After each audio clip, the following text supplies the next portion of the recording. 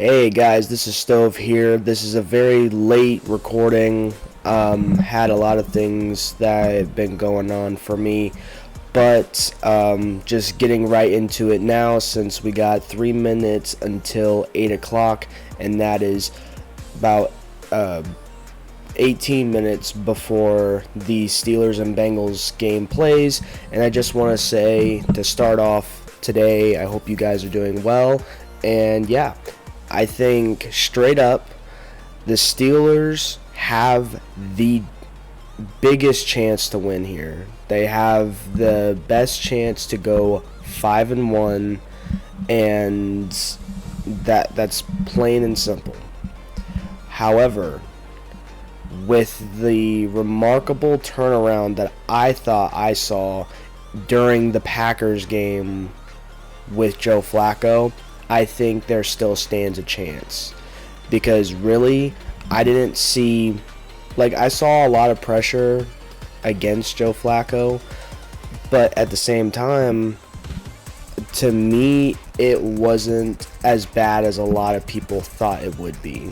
Maybe I watched a different game, but to me, I generally think it was a very solid game, and with the way the Packers are right now, obviously they beat us the way they did because of the team that they have right now. So with the Steelers team, what they have right now is, in my opinion, less likely to beat us than the Packers would beat us. So, especially since it's in Cincinnati, in Pittsburgh fashion, I'm going to just have to say that the Cincinnati Bengals are going to win. And yes, I've picked the Cincinnati Bengals, and if you go back to my past preview videos of every single week, and I've picked the Bengals, obviously I've done a pretty good job the first couple of times, but I haven't really been that good picking the Bengals to win their games. However, I do see a lot more performance happening, a lot more improvement defensively happening, even when we have a couple of people on defense that are injured right now. We also have obviously the people on offense that are also injured, whether it be offensive line, whether it be Joe Burrow. We do have injuries on this team. However, though, I do see a lot of progress. It was made whenever we saw the Packers, us basically have that chance to tie it against the Packers, or even all we had to do was just get the ball back in the last minute and 45 seconds and try to go down and score one touchdown to kick a PAT and win that game. I mean, that was the possibility. There was a possibility of that happening, but we just weren't ready yet.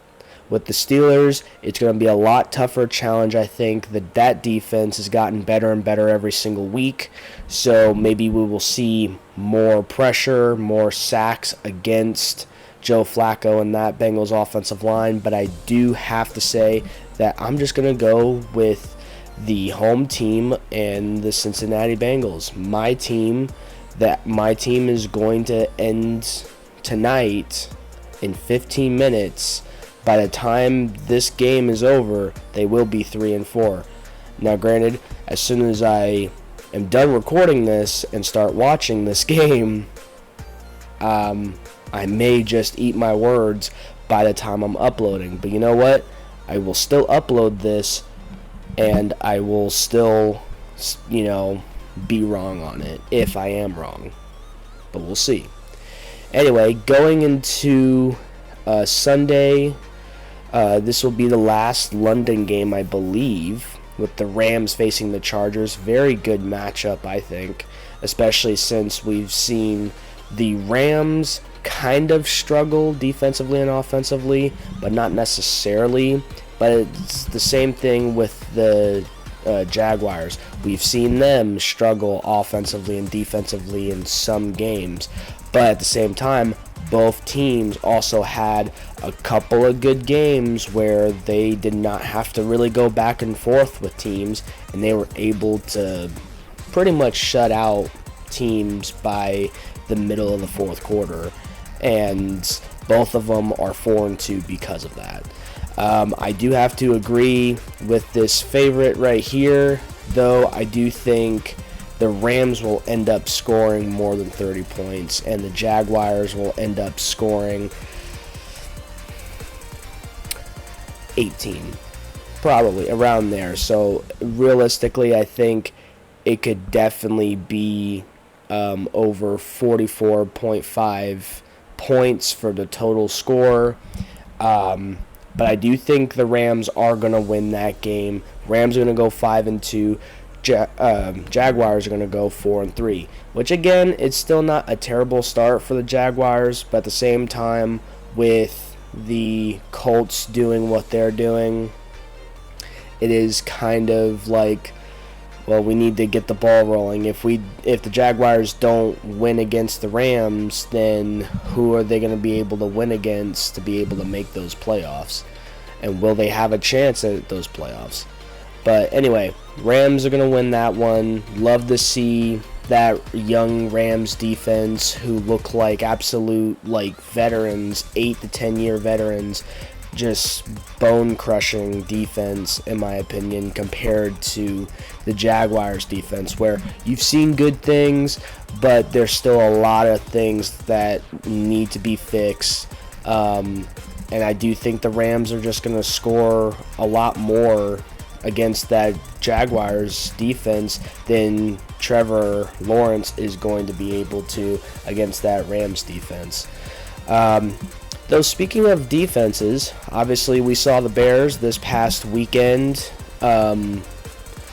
against the Commanders. Because of their defense and also because of weather conditions, the Bears were able to get 3-2, and it was very solid for them to be able to get over the hump after starting 0-2 and now on a winning streak.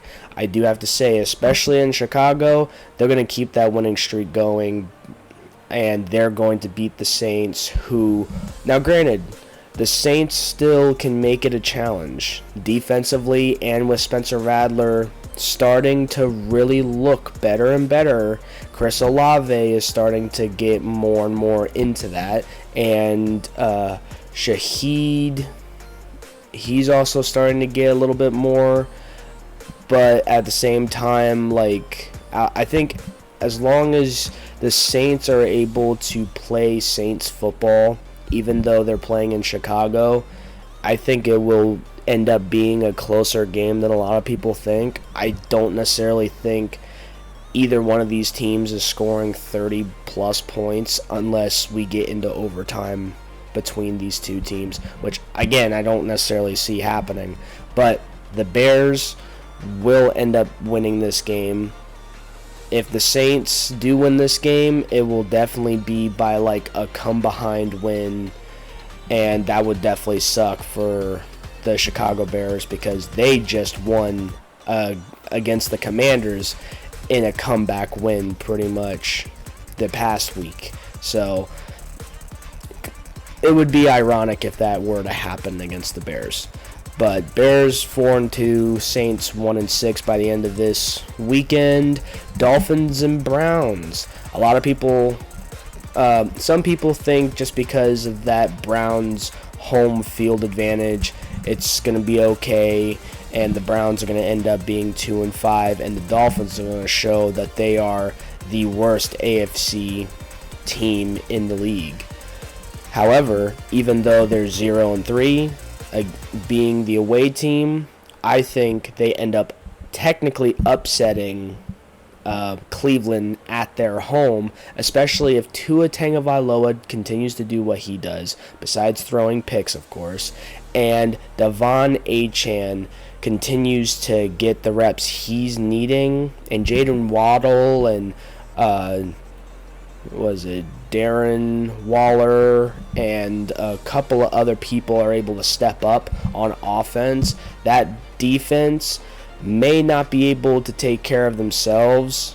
I do think the Browns will be able to improve their rushing game, and Dylan Gabriel will look a lot better against the Dolphins defense.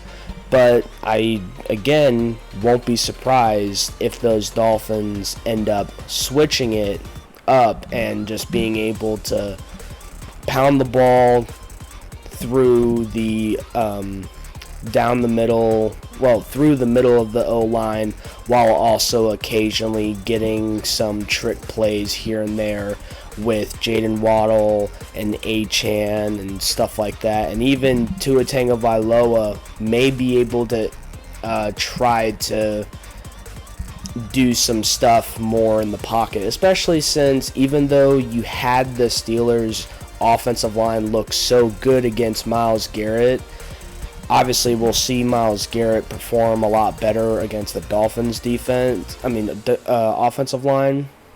I just still think it won't be near as bad still.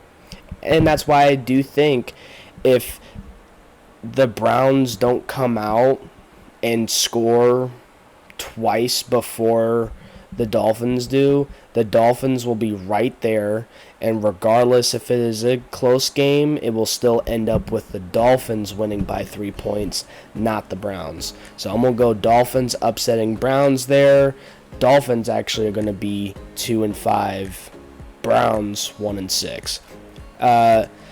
Obviously with Cam Ward playing like how he's playing, the head coaching position is now open, but obviously I think it's their offensive coordinator that is going to be their interim coach, interim head coach, I believe,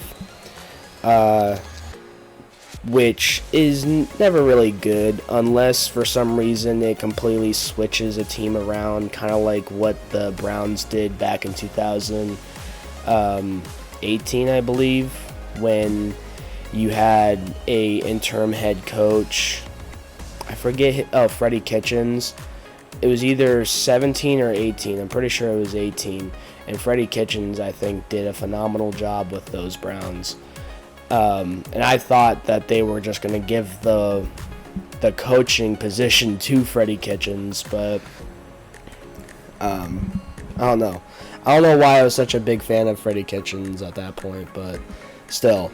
But I do think the Tennessee Titans, unless we are shown something different with the passing game and being able to go back and forth with having Tony Pollard being able to run how he needs to run, get some openings, get a couple of first downs, while also having Cam Ward being able to throw the ball where he needs to.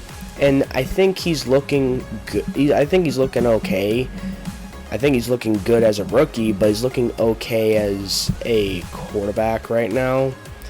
I just think there's just a lot more that we're not seeing that we want to see. And I think that all comes down to both the defense right now and the fact that Cam Ward is getting smothered and covered against any defense in the room. Well, in the stadium, it feels like. So that's why I feel like the Patriots are going to end up beating the Tennessee Titans. I don't see I think the Tennessee Titans can make it a close game if Cam Ward just for some reason, bam, let's make this a back and forth game. But the Patriots have yet to even lose as the away team yet, and I don't think they're going to start losing. I don't think they're going to get their first loss against the Tennessee Titans. I think that will probably be whenever the Patriots face a lot tougher team in a more humongous and loud, obnoxious crowd, to be honest. And Drake May played phenomenal the last 2-3 games. I don't see him stopping anytime soon. and that defense of Tennessee Titans are going to be eaten alive, especially with Stephon Diggs, Booty, and Hunter Henry getting some love as well. I know there's like 2 other receivers on that Patriots team that has been getting the ball, which is great. It's good, and they even have been giving the ball to not only Stevenson, but also the rookie running back from Ohio State, being able to run those 2 from time to time, give them split reps, and see which one blows through that offensive line like a bat out of hell. So, obviously I want to make it as much detail as possible, but to me, it's just straight New England Patriots are going to be 5-2, and really they haven't been 5-2 in a long time, and I really don't think they've been undefeated away. I don't think they've been they've had 4 straight away winning games in a long time. Matter of fact, I don't think it's been a while since they've started with 3 away games that they've won, if I'm not mistaken. So, but speaking of good quarterbacks, or speaking of quarterbacks that have been doing pretty solid, Patrick Mahomes, even though the guy has been running like he's never had to worry about getting hit in his life, or he runs like there's no running back in that backfield, even though you have 2, okay? Frickin' use them. But Patrick Mahomes has been throwing pretty well, over 1,500 passing yards, 11 touchdowns, and only 2 interceptions. Even though they started 3-3, they've had a very hard schedule the last 6 games, in my opinion. Now, in this,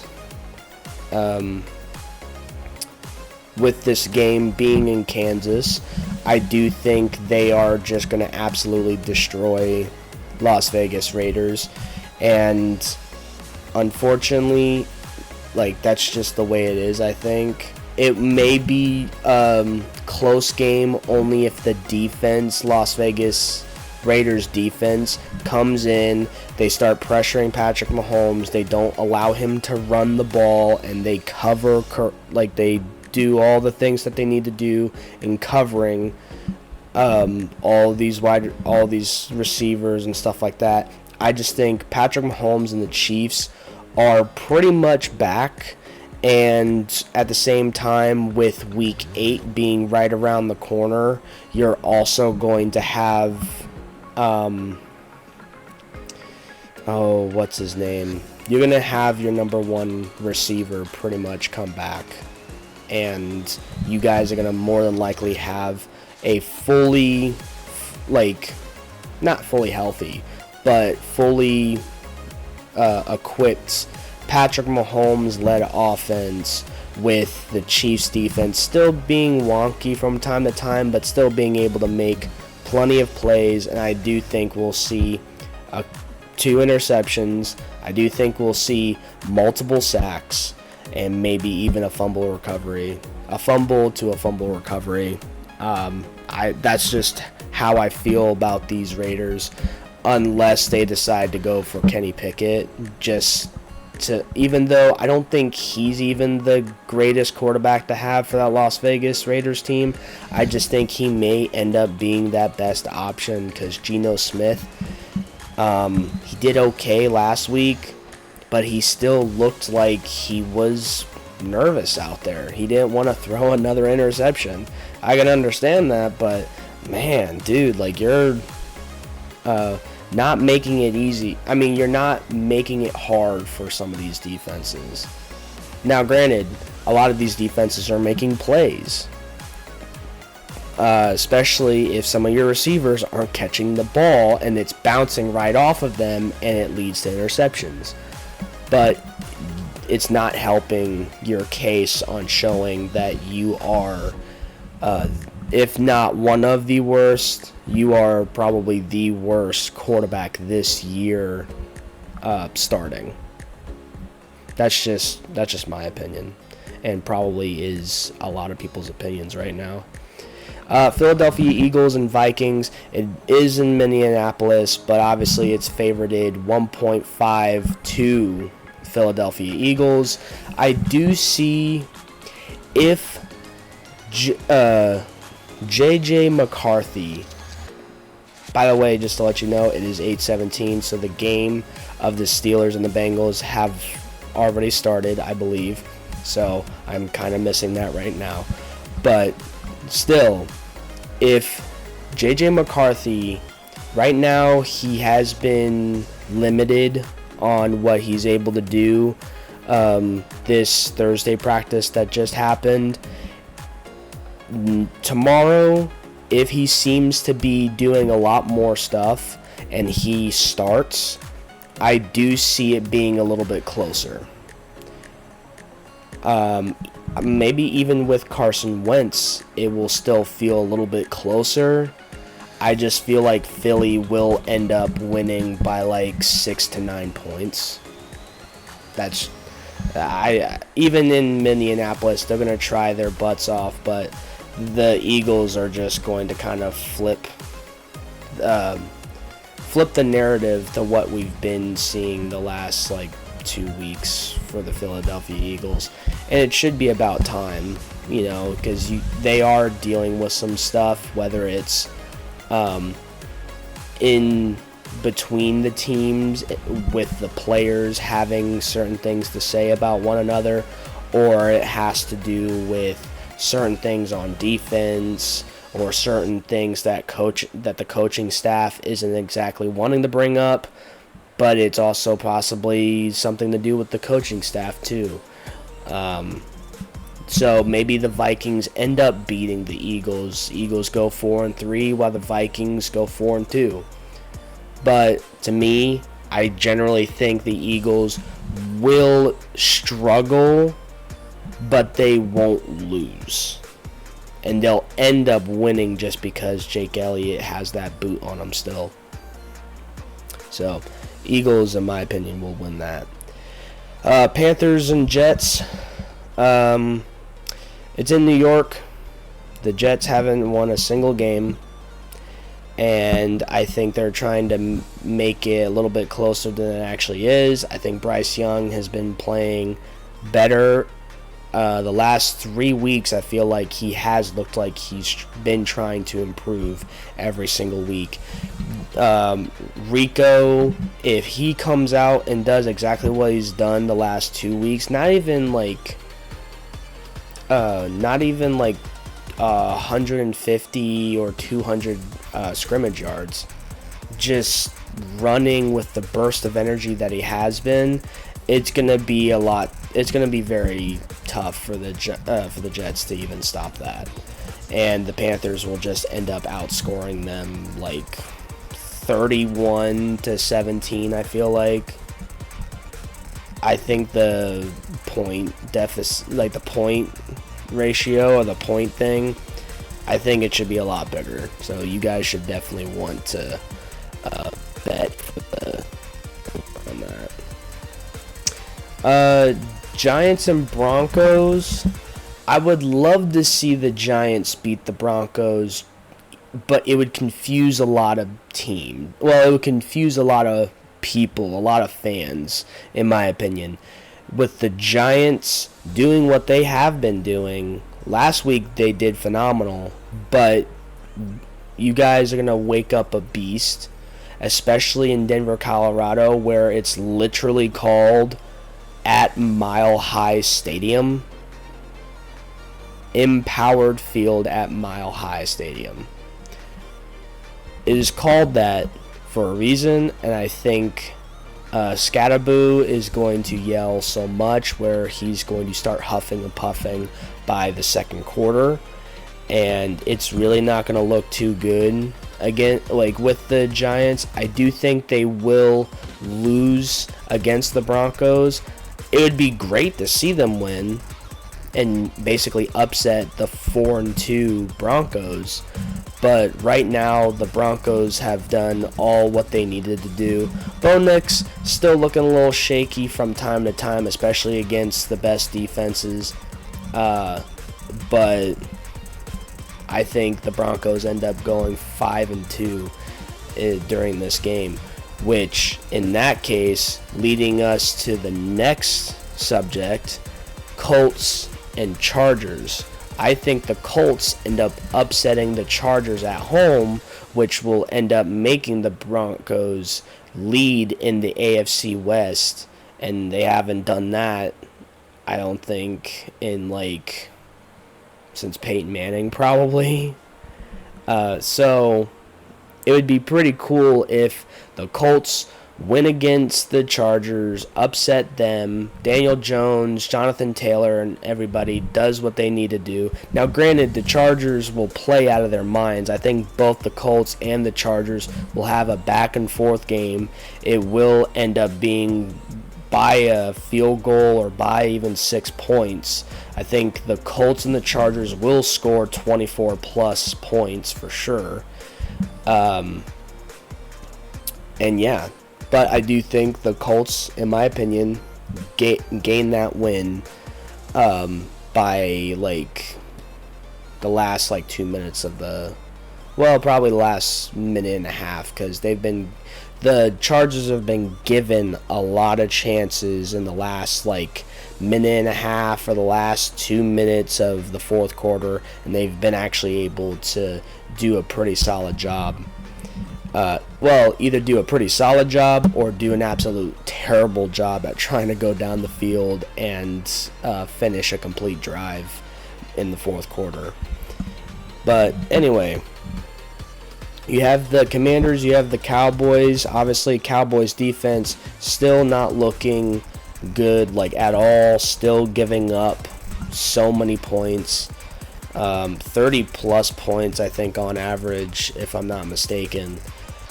It's terrible, and that's why I think the Commanders are going to end up winning that game. They have a better defense than what the Cowboys do. Yes, if Dak Prescott, the way he's playing is great, but if Javonte Williams, Dak Prescott, and George Pickens, and whoever else is there does what they need to do on offense, that Cowboys defense is not going to help them at all.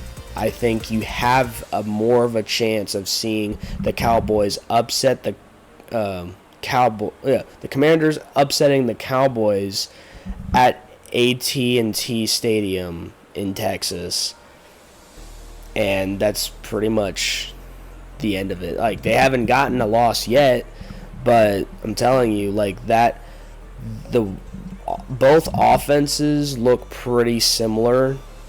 Stats wise, and look very good compared to each other, but defensively the Commanders have been able to do a lot better than what the Cowboys have. That's just starting from the points against their defense.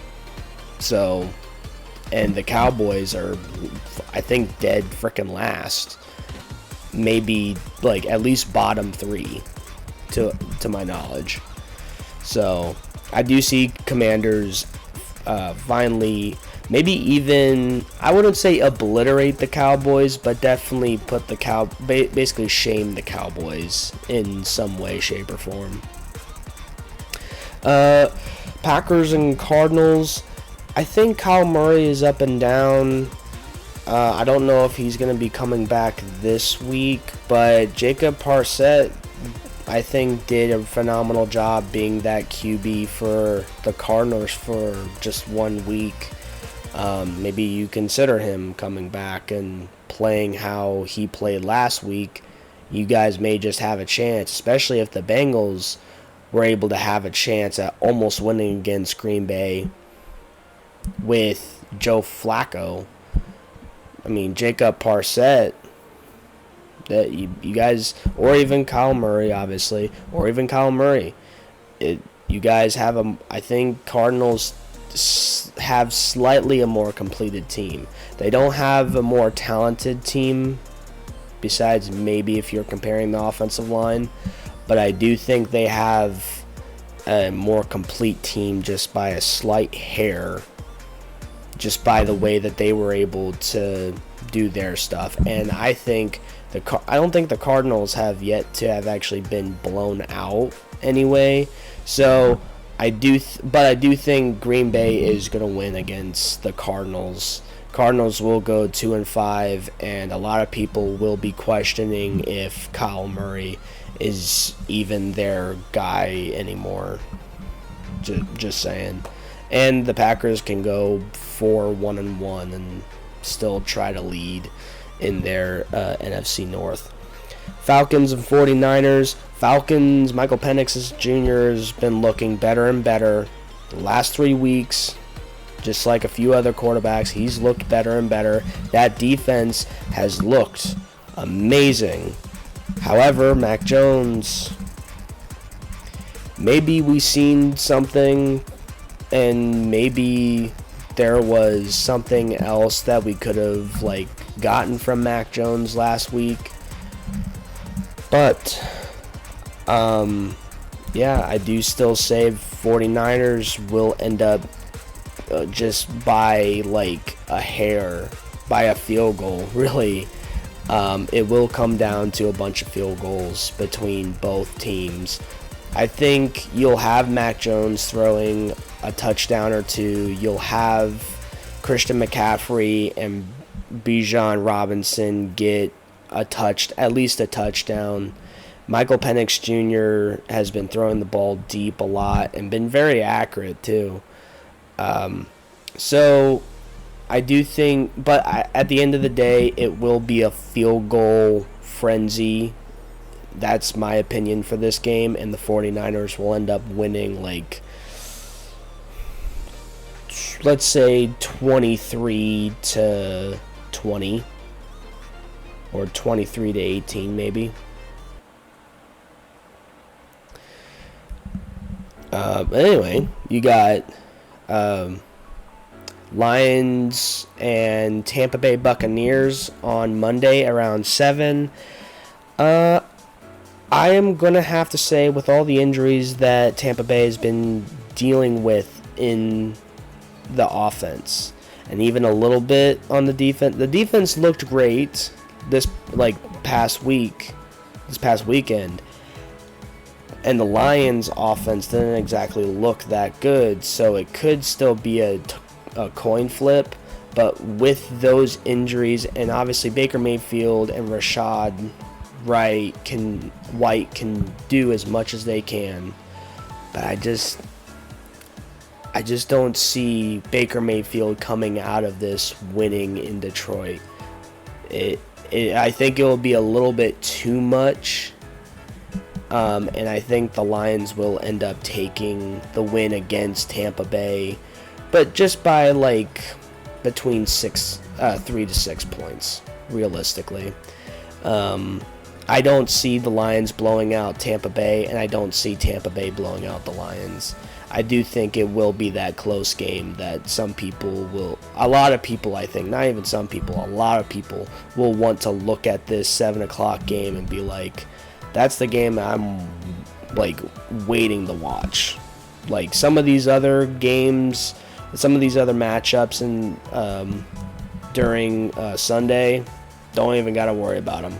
I'm waiting for Baker Mayfield and the injured Buccaneers to face Detroit Lions. Now, obviously, there is a chance that Mike Evans may come back. He is questionable, it looks like. And I think even the rookie receiver, Ibaka, I just butchered that last name of his, but I think he's also kind of questionable, but from what it shows on fantasy, he's showing 0 projected stats, so I'm assuming they'll just sit him and let him rest, where Mike Evans may come in, Godwin may come back. I don't know how serious his injury was, even though he didn't play last weekend. But again, offense is plagued with injuries for the Tampa Bay Buccaneers. The Lions could just be able to do whatever they can, pressuring Baker Mayfield, keeping him contained in the pocket, and then just, the Lions just need to do their thing instead of acting like they never knew how to fucking play football. Excuse my language. But last but not least, you got the 10 o'clock game, which I don't think a lot of people are going to be watching besides maybe Seattle, but Houston Texans and the Seattle Seahawks play each other. I think it will be an interesting game still, but I do think Sam Darnold is just going to outplay CJ Stroud. Now, CJ Stroud could end up putting up like 250 yards with like 3 touchdowns. But their run game has been their like downfall, in my opinion, offensively. And CJ Stroud really can't win a game without 1 or 2 running backs being a part of the whole system of being able to win those games. And you look back at it, the 2 games that they did win, I'm pretty sure, were times when either Nick Chubb was able to run the ball pretty efficiently and have that burst of energy to even get a touchdown, I think. Other than that, he's ended up losing in tough games, and the Seahawks defense will make note that as long as they're doing what they need to do, and just cover everything, cover like all the passing bases, and the rushing defense will take care of itself when the Seahawks defense get onto that field. Sam Darnold has been playing pretty well. Kenneth Walker has been good. I just think he could definitely be a lot better. He could definitely be given the opportunities to end up scoring another touchdown, maybe even getting like 80 to 100 rushing yards during this game, because even Houston Texans defense hasn't been too good against the run game, in my opinion. But I mean, even in the passing game, they haven't been too well. But again, Seahawks will end up being a 5-2 team, and they will also be 500 in the winning at home department.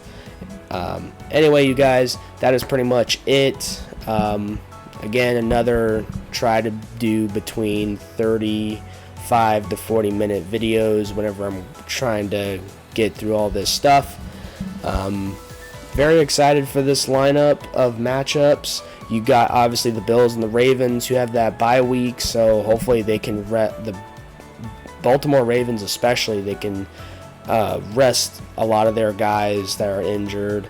Buffalo Bills, they may need to work on something that will help them do a lot better whenever it comes to their offense and their defense too, because this past weekend they did not look like the Buffalo Bills that we saw in weeks 1 through 4. So anyway, you guys, y'all have a good day or good night. Hopefully you guys enjoy the Bengals and Steelers game, and yeah. Oh, like, subscribe, comment, let me know what you think of the video. Peace out.